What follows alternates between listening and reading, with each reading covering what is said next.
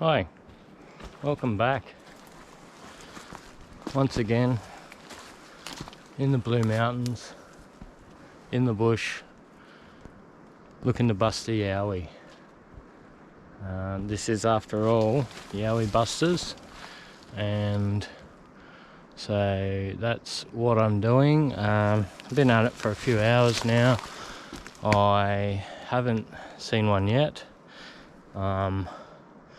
Been moving quietly, just kind of taking my time and trying to do all the right things to have that experience.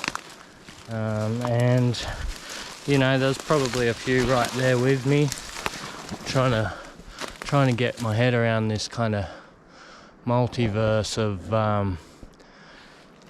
different dimensions where the Yowie might be present, and my ability to perceive it is just not there. So I've been experimenting mainly with drugs, actually. It's quite enjoyable in the bush. I love being out here. It's full of energy, full of electricity. There's so many trees and everything's living. It's not really a mediated experience. It's a tangible living place, and when I'm out here I just feel a part of it. I imagine all the sort of root mitosis and all the stuff going on under my feet and above my head, all the energy that's being transformed constantly into life, and I find that really inspiring, and it's a healthy place to be. And the only thing that could top that off, really, for me, that magical experience of being out in the forest, is to see a yowie, which is what I'm here for. So, as usual, I've got a small firearm because I don't know what their behaviours are going to be like if I catch one out. Disturb it, sneak up on it, that kind of thing. So that's the way I like to roll. It's not, I've got like a Talon AR sort of buried at home, but this would it'll probably just give me a little bit of extra time, if anything. It's not to hurt the creature. And like I said, if they're kind of coexisting on some parallel plane, my rounds might just go straight through it. Who knows? But I want to make it clear it's for my own. It's just for my own sort of sense of personal safety. I don't have any malicious intent, and I certainly don't want to tarnish the yowie hunting community in any way. So, speaking of just that, I'd like to talk about some things that I feel just don't sit quite right with me, and that is the people that go on about big cats being out here in the bush, the catters. I call them the Penrith Panthers. There's a lot from Penrith. I guess they've had a lot of sightings there, and I just feel like, I don't want to sort of dig into anyone too hard, but I feel like they're sort of often thrown in the same basket as the yowie hunters, and it kind of gives us a bit of a bad name. It's a bit sort of lends incredulity to what we're trying to achieve.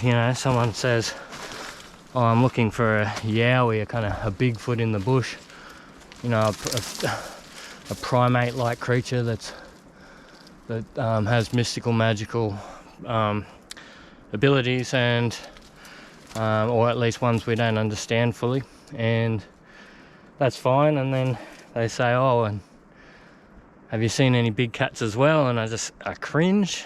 And it's not that, they say like the American Air Force used to bring mascots over, and there were circuses, and there was generally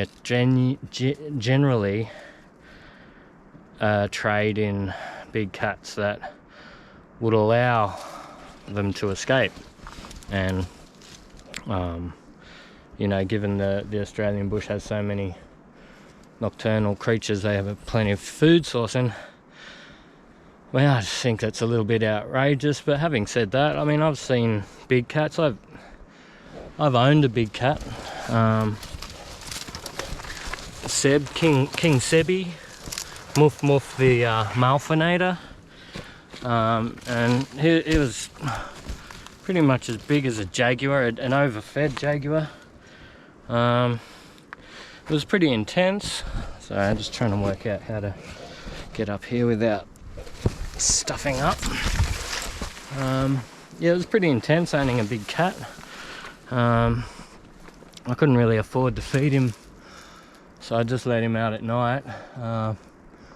She was pretty keen on doing. I couldn't let him out in the day because people would see it and kind of have a freak out, and then, like I said, they'd sort of tarnish the Yowie community with their claims. So he'd go out at night and hunt, and if you're ever unimpressed with a cat bringing you back a little bird or a lizard or something to show you, then imagine what it's like, having a half a sheep dragged down your hallway, or a small child or something. It was pretty intense, but I looked after him as best I could, and in the end I had to just go and see the vet and talk about getting him put down, and that was costly. I mean, the vet couldn't get close enough to really even tranquilize him, but it sort of cost me about, at the time, it was about $3,800. I had to rent a little van, go down to Sydney Fish Markets, buy a whole tuna, which is pretty much $3,200 of that cost, and then sort of drive along the Mount Boyce there, and me and three mates had to grab it by the tail and drag it across the railway line. Then quickly whip back home and let him out, and just hope that a coal train was going to come, and that's what happened. The driver tried to